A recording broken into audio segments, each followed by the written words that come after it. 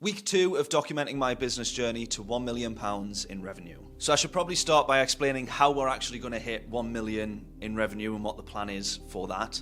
The plan is actually to buy a business. Now the business itself I can share more details on as the weeks go by, but basically this business is doing 5 times the revenue that we are, and last year 10 times the profit that we did. Now we average 120 to 150,000 in revenue, and then we average 15,000 in profit. So this business for us is a big step up. We've agreed the numbers and the deal, and then we're now in the process of trying to get the lending and funding in place for that, which I know is going to be a pretty stressful few months. But I've thought about this for a long time. This has been on the cards for 2 or 3 years, and it is absolutely the right thing for us to do. And everybody that I've told this to, friends, family, other business owners, have all had their advice. I've not asked for any advice, but they've all given their advice. Now, I've got the ego the size of a small country, but one thing I'm good at is taking advice from people, and one thing I'm better at is filtering out that advice if it doesn't apply. So one thing I used to do was take advice. I used to take advice from absolutely anybody, some questionable businesses, some questionable business owners, and overall questionable characters.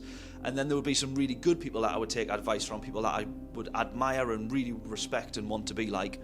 And then you get to a point where that advice really clashes. 2 polar opposite opinions, 2 polar opposite ways of doing things, and therefore 2 polar opposite outcomes which clash when you need to make a decision. And there are lots of people that I used to take advice from that I don't anymore, because I look at them and think, well, actually, you may have built a bigger business than me, which maybe isn't difficult to do, but you are absolutely miserable. You live a life of hell. You don't have any work-life balance, or your phone never stops ringing, and you're not able to do the things that you want to do. And those are things that are pretty important to me.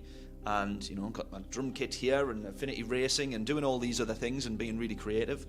They're very important, and they're things that I want to do, which is why this business for us works, but I'll explain that later on down the line. And I remember one person in particular I used to take a lot of advice from. I told them about this idea, I was pretty buzzing with it, and they said, you will fail, you will never be able to do that, your business will not be able to cash flow the repayments on that.